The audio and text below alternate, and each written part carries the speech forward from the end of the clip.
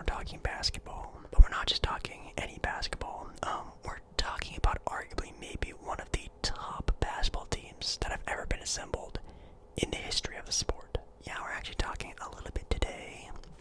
The Olympic team. Yes, the basketball, the FIBA, whatever you want to call it, the men's USA Olympic team, the roster, the schedule, kind of seeing what's going on in the Olympic basketball zone.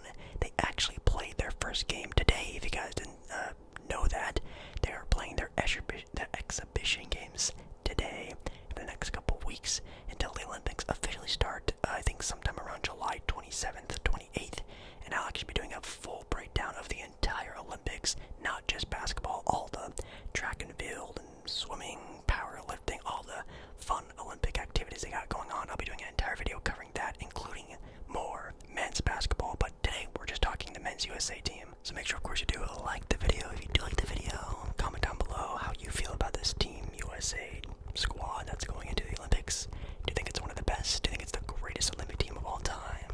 Or maybe do you think there's some flaws, some people that should be on this team, off this team? If you're going to be watching any of the games, let me know down in the comments. I would love to see what you guys have to say. The men's US team. So, if you're not sort of in the bubble, the Olympics are starting soon. The Summer Olympics, the big time show of the Olympics. Last time they were here, obviously 4 years ago in the year 2020. And it was pretty cool. In Japan, I think it was. Obviously 2020 was just one of the worst years in humanity, and the Olympics were different for sure, and that included a lot of the participants in that 2020 squad of not only just the men's basketball team, but all Olympic squads out there were so different. Seems like this year is like the first ever, well, the first time since 2020 showing of the Olympics since, man, yeah, probably back in 2016. Now when it comes to picking players, there's like a committee, I think there's like a committee, like a vote that happens that says, hey, you should be there, and you should be there, and you shouldn't be there, and you're not ready yet, and blah, blah, blah. And that happened quite a while back away. And we have the roster of the 2024 men's team. It was announced like months and months and months ago, and kind of even people speculated for a large amount of time what the team would look like. So right here's I guess, apparently, the best of the best that America has to offer. First player, in alphabetical order, I should say, Bam Adebayo of the Miami Heat. Yes, a big Bam, a big Bam is the first player here, again, in alphabetical order for Team USA. I like how it has kind of like his not his stats, kind of like a little bit to know about Big Bam.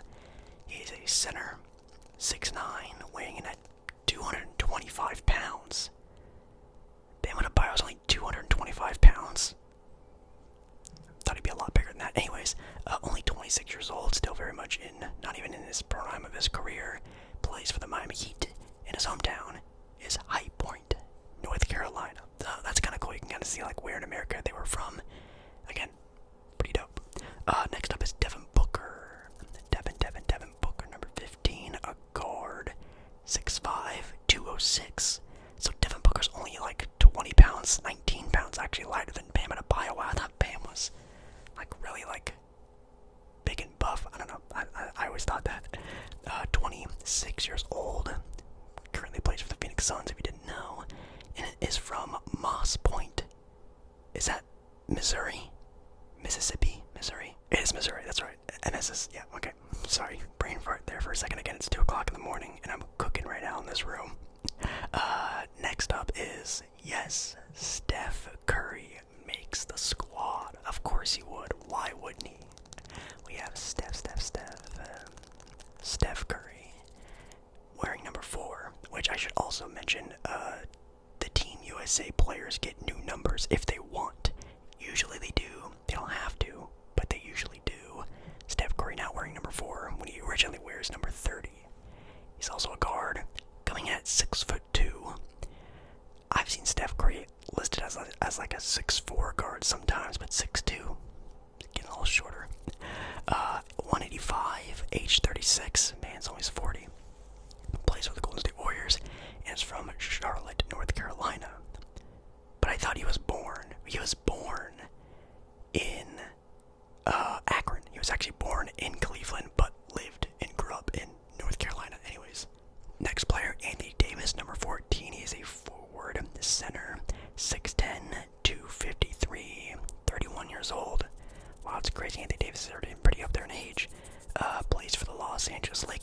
from Chicago, which is pretty dope. Kevin Durant is the next player wearing number 7, forward, who is 6'10". Kevin Durant is not 6'10". If Kevin Durant has to be like 7 foot plus, there's no way he is not 7 feet tall. I think Anthony Davis and him, I think Kevin Durant is taller than Anthony Davis. I swear KD is like 7 feet tall. Weighing at 225, 35 years old, plays for the Phoenix Suns as well, like with Devin Booker from Washington, D.C. Anthony Edwards wearing number 5, guard, 6'4", weighing in at 225, current age of 22. A youngin'. Definitely this year was his big, hey, I'm here, what's up guys, sort of tour in the NBA, and really put the star on him on the NBA scene, and now he's just looked as, one of the best players in the NBA. Of course, he made the Team USA squad. Currently plays for Minnesota Timberwolves from Atlanta, Georgia. And then we have Joel Embiid, coming in at number 11, is a center, 7 foot tall, big guy there, weighing 280 pounds, oh my god, 30 years old, plays for the Philadelphia 76ers. And his hometown is Yaoundé, Cameroon. I'm just messing with you guys. Yes, Joel Embiid is not an American-born player. I think it's because he grew up, in America. He is an American citizen, and he spent a good chunk of his life in America. I don't think he was born in America, unless I'm wrong. I'm just doing this off the top of my dome right now. So if he was born in America, then obviously he started to live his life in Cameroon. Maybe it's different, but I think that's the reason why he's actually allowed to pick and choose what team he plays for. He could have obviously played for the Cameroon team or whatever other team he wanted to that was affiliated with him, or if he lived somewhere else, and obviously lives in America now and probably did for a majority of his life. He's probably more, I don't want to say he's more American, but he chose to be a part of this Team USA team, and wow, what an addition. Next player, Tyrese Halliburton, wearing number 9. He's a guard, 6'5", weighing in at 185, 24 years old, so not the youngest player on the team. Currently plays for the Indiana Pacers and is from Wisconsin. Is that Oshkosh? Oshkosh, Wisconsin, I think. Crazy. We have Jrue Holiday, number 12, another guard, 6'3", weighing at 229, 34 years old, playing for the NBA champion Boston Celtics, and is actually from LA, Los Angeles, California. I never knew that. I thought something else. I just didn't know he was an LA guy. Then we have my glorious king, LeBron James, coming in at number 6. He's a forward, 6'9", 250 pounds of just.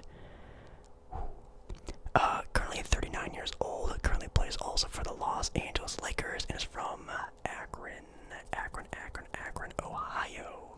You have Kawhi Leonard, another forward at 6'7", weighing 225, 33 years old, playing for the LA Clippers still.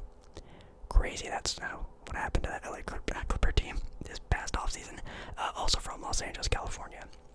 And the last player to make the squad is Jason Tatum, number 10. He's a forward at 6'8", weighing at 205. He's 18 years old, playing for the NBA champion Boston Celtics, and is from St. Louis, Missouri. M.O. is Missouri, M.I. Mississippi. I got it now. The coaching staff is Steve Kerr, great NBA player, decent, okay NBA player, but really good head coach in his sort of time there in Golden State. Mark Few, Tyronn Lue, Eric Spoelstra of the Miami Heat. Pretty dope squad. And yeah, that is just one of the greatest basketball teams to ever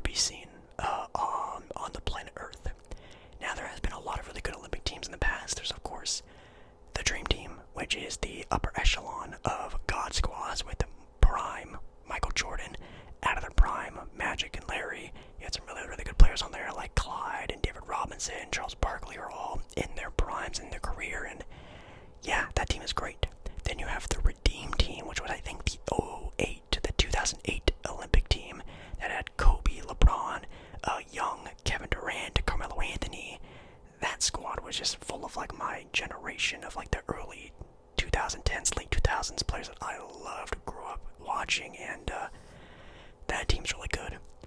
But honestly, this team is pretty stacked. I'm super excited to kind of go into more of a deep dive of the actual Olympics surrounding this squad, and I think I'm obviously going to wait to do that till the Olympics are actually more close to happening. Again, we're like 2 weeks away from the actual Olympics starting, but these guys are actually starting their exhibition matches. July 10th, they actually play Canada, which is a terrifying team.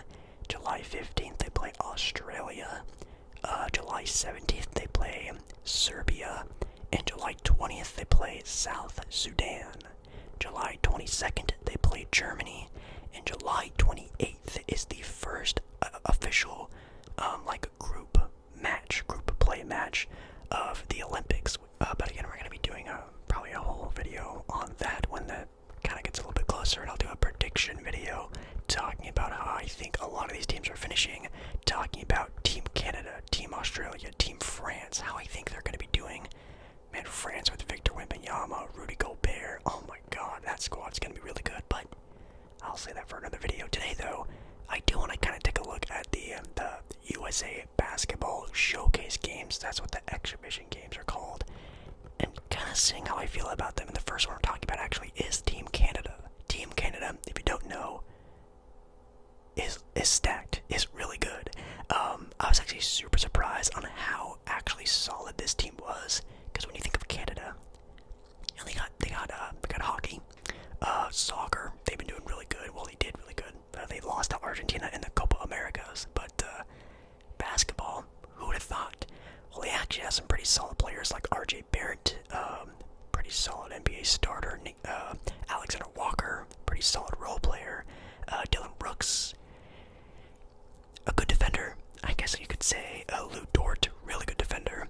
Zach Edey's actually listed on the team. I don't know if Zach Edey's actually going to be playing for Team Canada, but on the Team Canada official website, he's there, which is interesting. He's from Toronto, of course. You have Kelly Olynyk, Dwight Powell, but team captain is 1000% the team captain of Shea Gilgeous-Alexander, an MVP candidate, surrounded by solid to even good NBA players. Like, Team Canada is actually pretty interesting to see. Now, what else is really dope? On the FIBA, which if you don't know is the World Basketball Association ranks the countries on how good they think their teams are. Right now, of course, currently USA is number one. I'll spoil that one. USA is ranked as the number one team in the entire world. But Canada is actually right now currently ranked 7th, which is kind of interesting. I thought there would be a lot higher than that, but you'll see why some other teams are actually ranked over them. But that is a very solid team. I think they should be ranked higher. I mean, SGA almost alone can really win them some games, and that's actually could be a very fun game. Then moving on to 15th to Team Australia.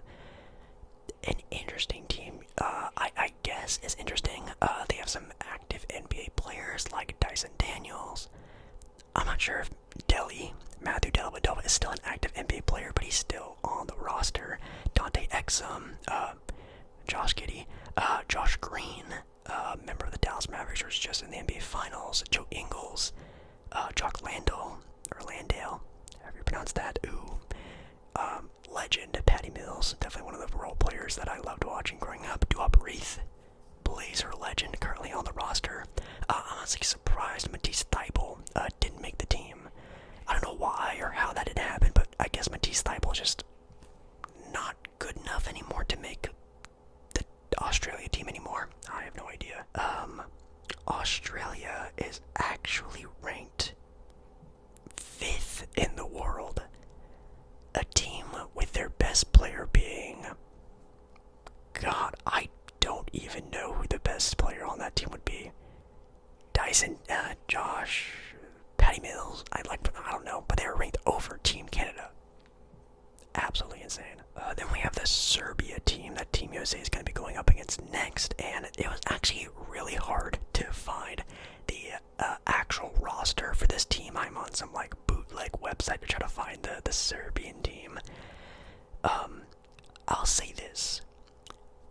The Serbia team is ranked 4th in the world. Yes, Serbia is ranked 4th.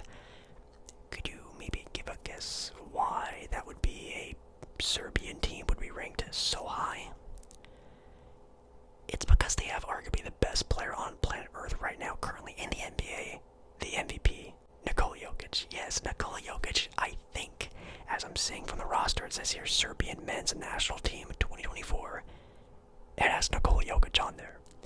Nikola Jokic alone, with a group of middle school basketball players, could probably win a game in the NBA. Like, Nikola Jokic is that good.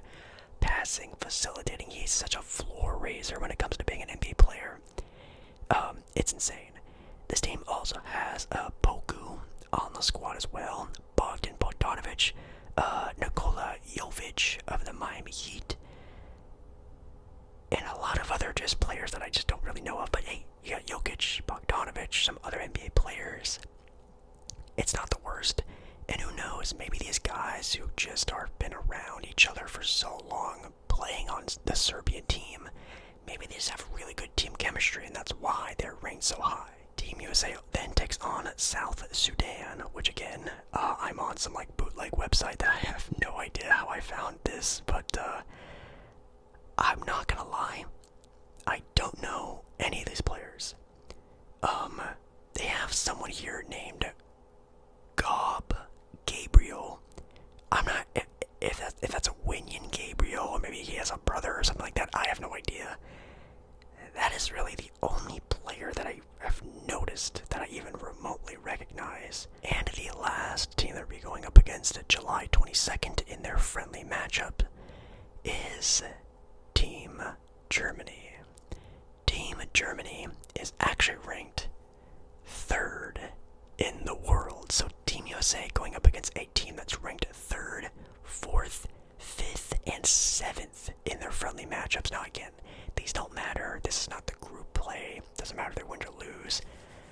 But man, this team, in my opinion, well, let's go over Team Germany first. Again, according to their most recent game, which was July 8th, as the recording of this video, July 8th against France, which, yes, they did play France already.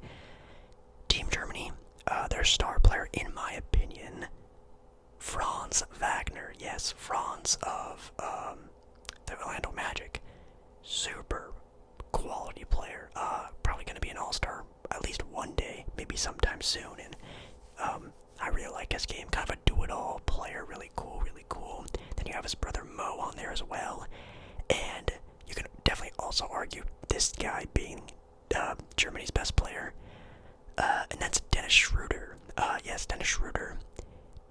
In Olympic play, national play, when he plays for Team Germany, looks like a star. And that's what's really funny about these Olympic Games. Watching players like Dennis Schroeder, Evan Fournier. I mean, you had Rondé Hollis Jefferson looking like Kobe Bryant when he's playing for his squad. Like, these guys just turn into just all of themselves. It's really cool to watch. So even a guy like Dennis Schroeder can carry teams to victory when it comes to national play like this. And that's where I'm going into this video, where I think Team USA can lose. Well, let me say that a bit better. Team USA can definitely lose some games in these friendly matchups. Team USA against Team Canada has already happened, and it wouldn't surprise me if Team Canada just looks so good that they actually do beat Team USA. It's Team USA's first game. Obviously, it's this team's first time ever playing with each other besides, like LeBron. Actually, well, stating KD and Steph has played with each other. LeBron and AD have played with each other. LeBron and KD have played on Team USA before, but man, it's a pretty much new squad. Maybe the team chemistry when it comes to Team Canada, Team Australia. Man, some of these teams, guys, have been playing with each other since they were teenagers back in the day, so team chemistry could really come into play, and maybe it will for some of these games like Team Canada and stuff like that. This squad is stacked, and it's really hard to even think of a starting five. Now, if you're asking me, Jake Baller, if you were Steve Kerr, who would you throw out there? Well, obviously you have LeBron James, so you definitely need him at the power forward position. And KD didn't start, showing up for no reason either. So you have KD at your 3. So you have LeBron and KD. Joel Embiid was maybe the biggest free agent of the Olympic Games out there, and you got him on Team USA. When he's fully healthy, he's arguably the best player in the entire NBA. So he's your 5. You have Steph Curry, who's the greatest shooter of all time. Then that leaves your guard position open for Devin Booker, Anthony Edwards.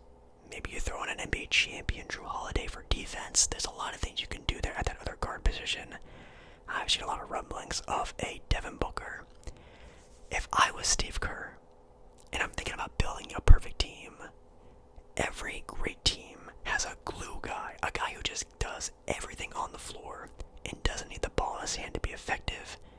If I was Steve Kerr, I'm starting Drew Holiday next to Steph Curry. You having a guy there who is just going to lock down, defend everyone. He's going to be the guy who's going to be your point of attack defender, the guy who's going to be leading that defense. I think that is very important to have next to Steph Curry, who's always had a great defender next to him, like Klay Thompson. Not anymore, but he had Klay there that whole entire time. Having that sort of security blanket over a great scorer in Steph Curry. He can also shoot the ball pretty well. He moves very well. He rebounds very well. He just won an NBA championship. He's at the top of his game right now.